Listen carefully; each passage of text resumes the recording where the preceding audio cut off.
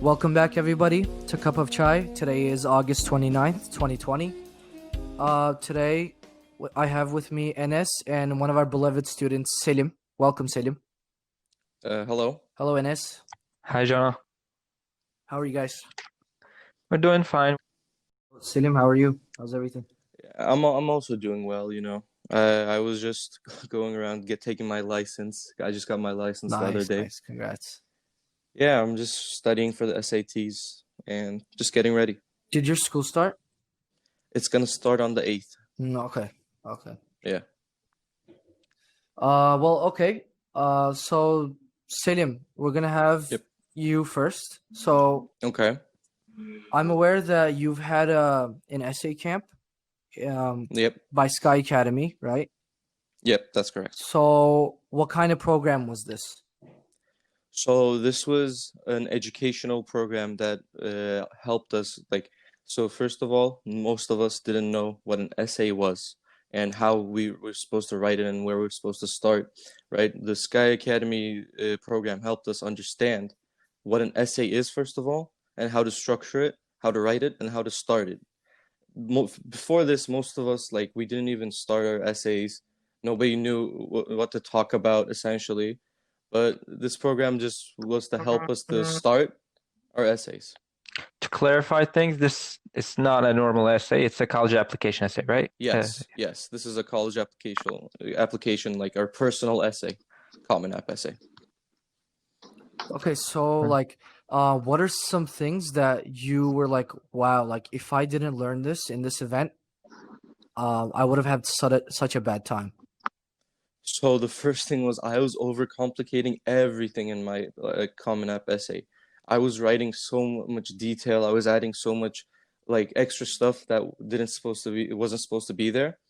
What I learned was we have to take it simple and approach it from like a straight point of view instead of going so philosophical, so deep into it, and just trying to essentially sell ourselves to the college and explain who am I. And this is one of the greatest points that I learned from this program.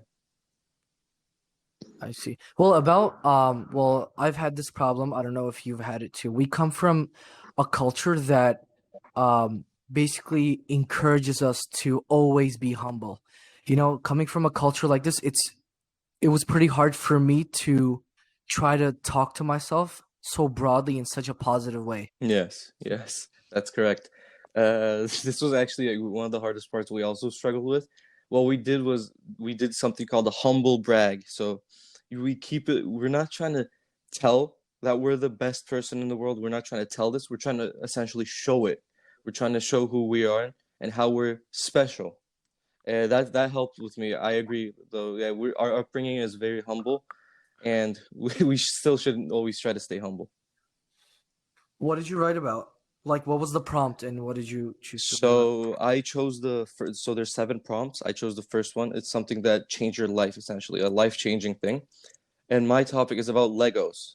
Although it might sound very simple, about? Okay. the way it ties in all the factors in my life. So I start with the first time I got a Lego. I was 4 years old, 5 years old, with my father in California, and it was the first time I got a Lego. And I started from this and tied it until my age right now, and how Legos were the consistent thing in my whole life and upbringing, and how they. So we use that metaphor, a Lego house essentially. And every time something bad happened, this Lego house gets destroyed.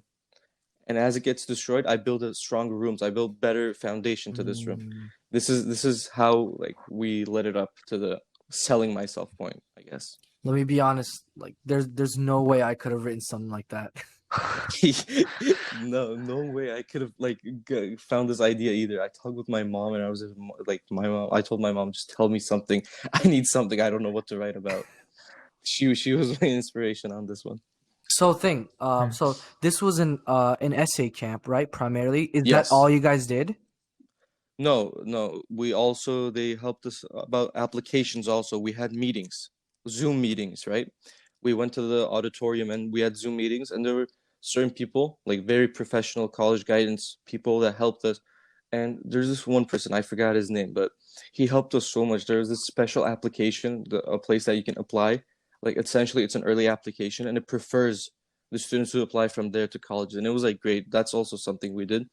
And plus, our mentors did like one-on-one meetings with us to help us like to see what our situation was, both educationally and spiritually, and to like just get a base from there and continue on with that.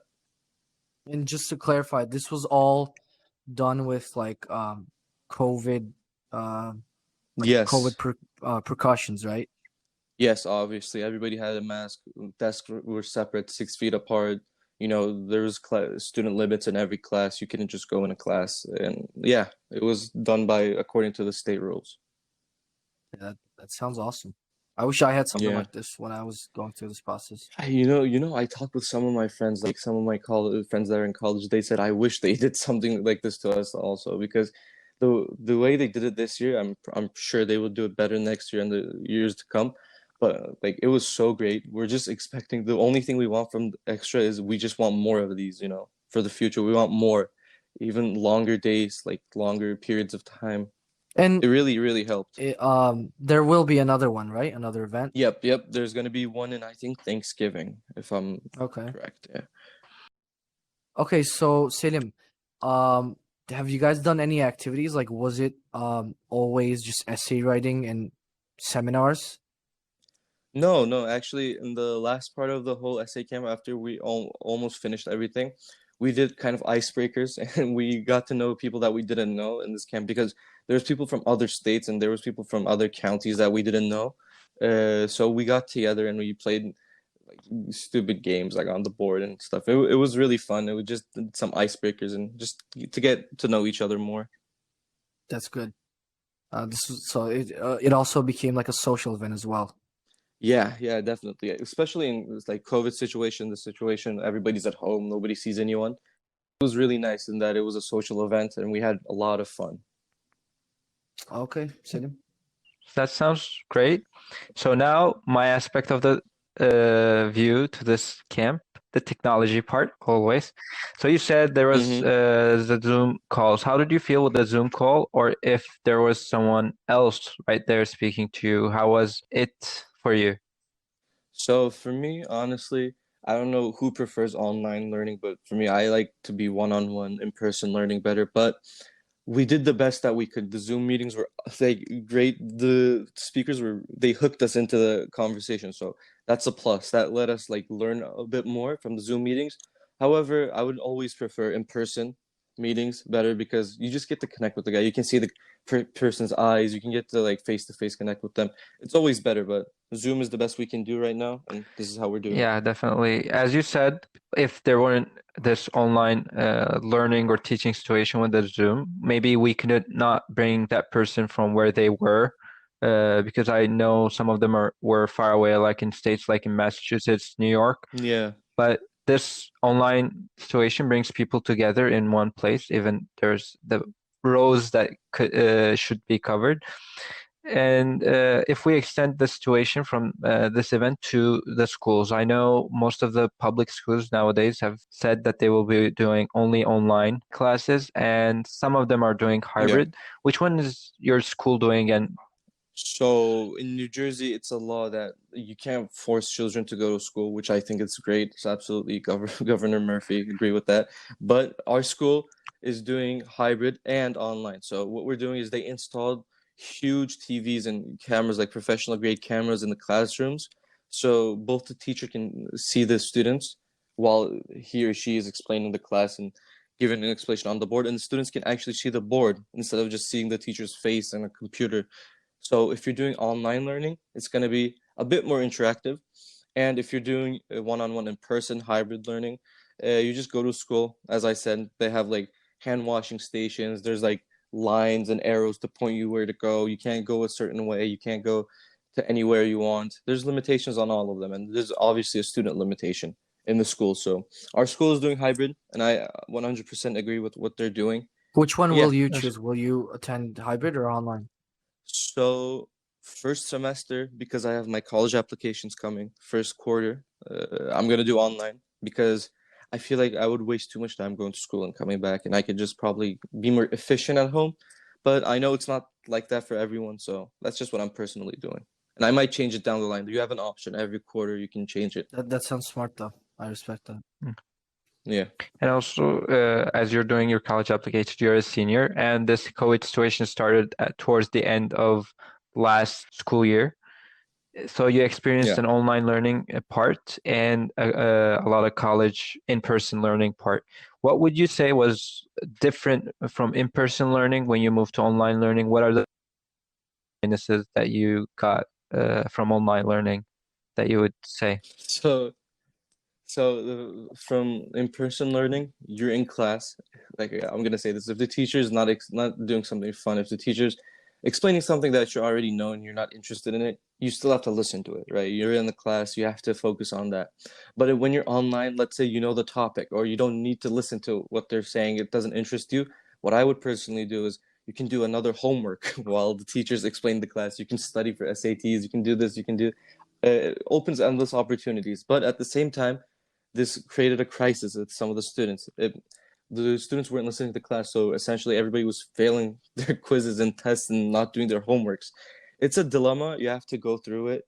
You have to, especially in the first month of online learning, we struggled a lot because everybody's like, okay, we're on break. This is not school. We're essentially on break, right? So yeah, the first month of it, not a lot of people did their homework, and it was kind of a struggle. But after some time, when you get the rhythm in, when you understand what you're supposed to and not supposed to do, I think it's good right now. I enjoy it. It's less of a hassle. You don't have to wake up as early. Yeah, overall, I think it's good. That's nice to What are hear. the school times? Is it like 8 in the morning again? So last year they extended it to normally we were supposed to be in class at 8:30. Last year they extended it to 9:30, but I think this year because it's a hybrid system, we're gonna wake up at Okay. 8:30 again. Because in school students and online students have to be there at the same time. That's nice. The thing you've mentioned was really important to be focusing because when you're home, next to your laptop in your own bedroom, it is sometimes hard to make yourself feel at school or focus to this teacher as you're in school.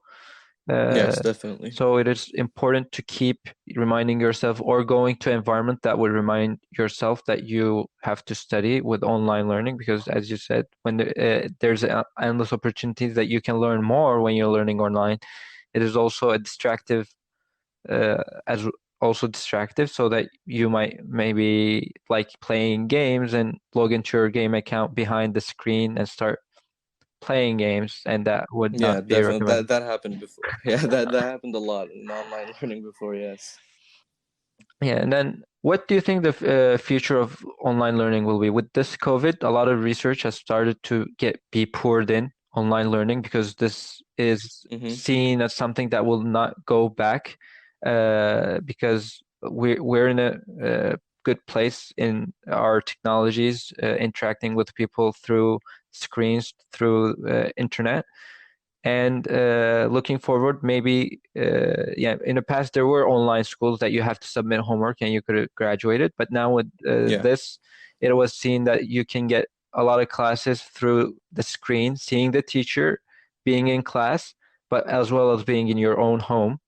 What are the things that you would like to have in your classroom or in your class sessions while you're learning online? What are the pluses that you would have wanted to add to such technologies? Yeah, that's a great question. So to answer the first part of it, so as we can see, like actually people learned that we can do a lot of stuff. We don't have to be in person. Like one of our mentors told us he had to go through states to join a bunch of meetings, but now he's just at home or in his car and he can join meetings from like 5 different states in one single day. This makes it so much easier. And if the people in the meetings are really focused on it, it's actually really productive and you can get more things done essentially if you're focused on it. But to make it better, honestly, we have to make a system where if the student's logging in to Zoom, you can't just go out, right? You can't just leave the Zoom. You can't just minimize. You can't just do that, do this, because this is what I saw. People just log into Zoom, minimize it, and then do whatever, watch a YouTube video. If this system is implemented for schools, essentially, it would be much better.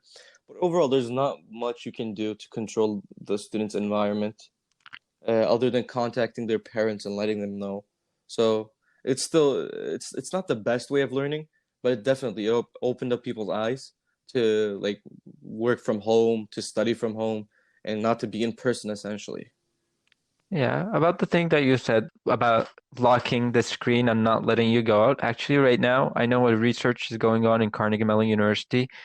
A Mm-hmm. professor is this, her idea was for in classroom, but she is also offering some online application for this. So in class, she's trying to do is implement some cameras that would scan through people's faces and the teacher take the teacher's and students' voice and see if the students are distracted, sad, and Uh, give this uh, data to the professor so that they can, if they're talking a lot and not letting the students speak, they should know that and then try to speak less and give the students more attention. Or if the student is sad, understand or ask why are they sad, and act upon it.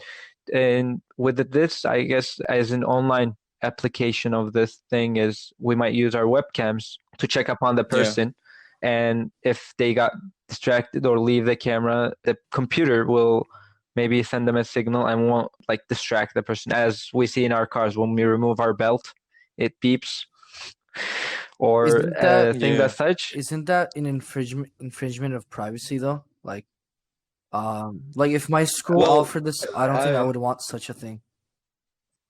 uh, it depends. It depends on the extent they're doing it too. Like if they're collecting your data without your thing, if they're collecting facial ID data, obviously I think it's an infringement, but I think it's a superb idea to let the kids, like these are kids essentially. You're not doing it to adults, so I don't think it would be a great problem with the parents like knowing that this is happening and the students knowing.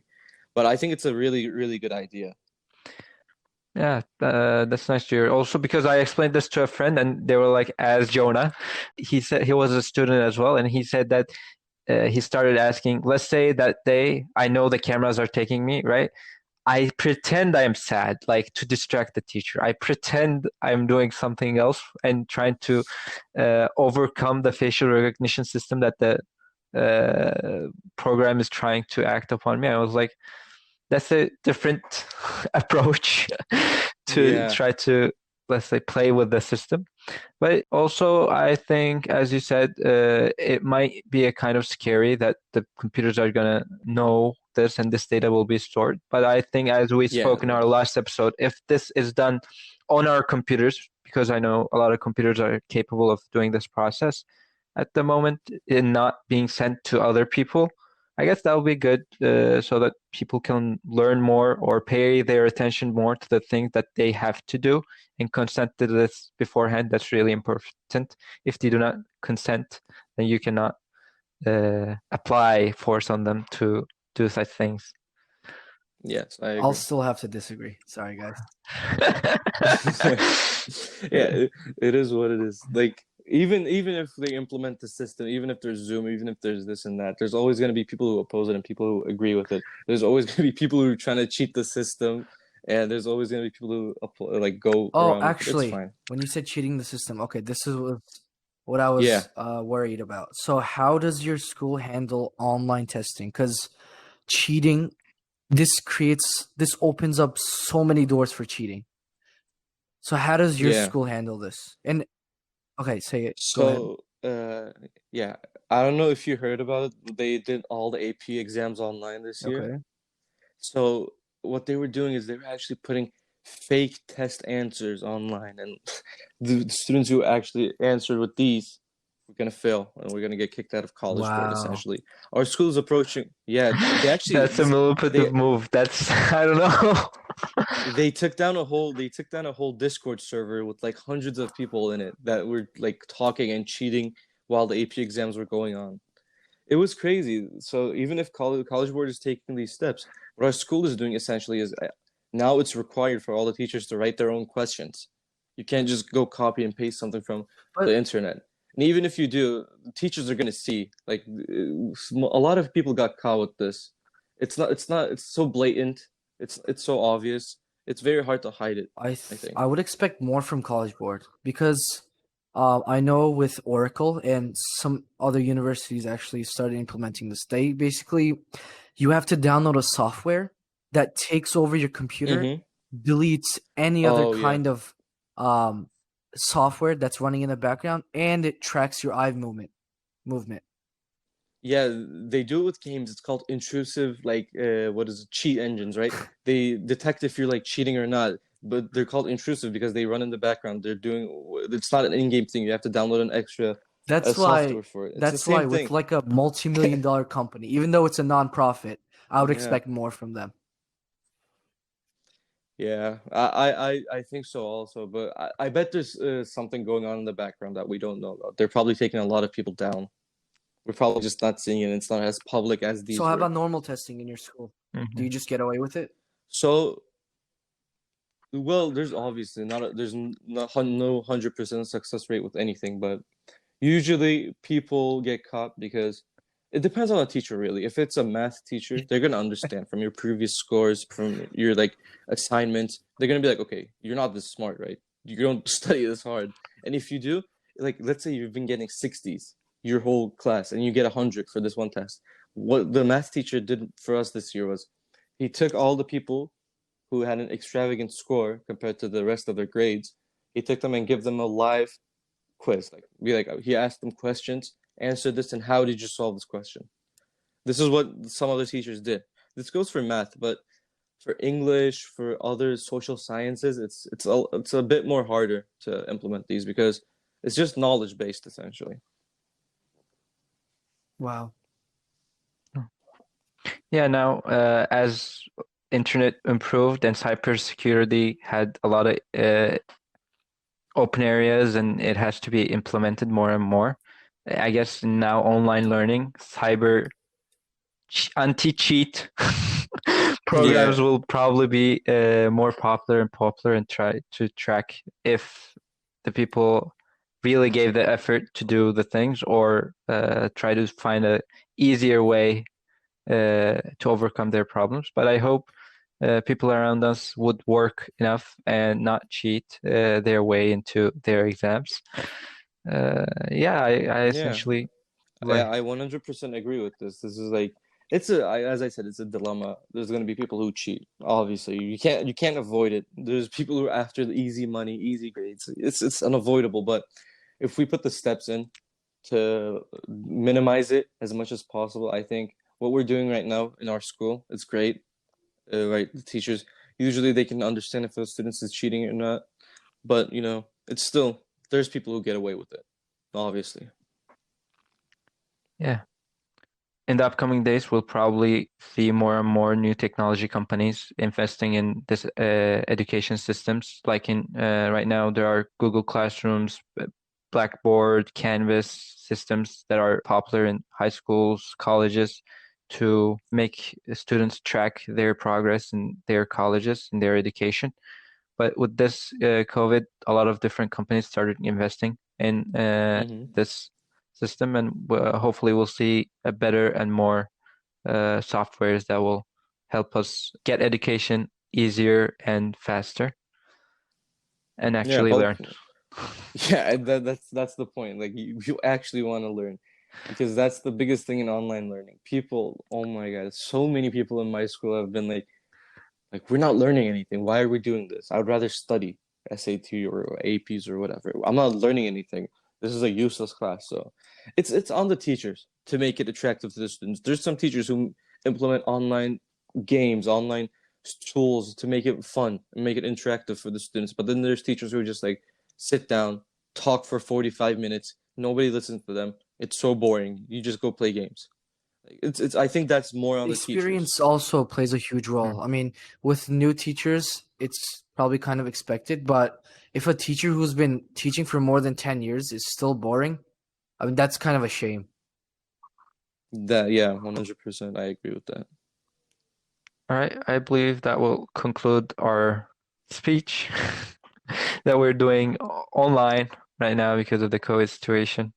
Yeah, Yeah, okay. thank you all for Thank, having Thank me. you, Selim. Thank you so much. This thank was you a for great joining. Please come session. back.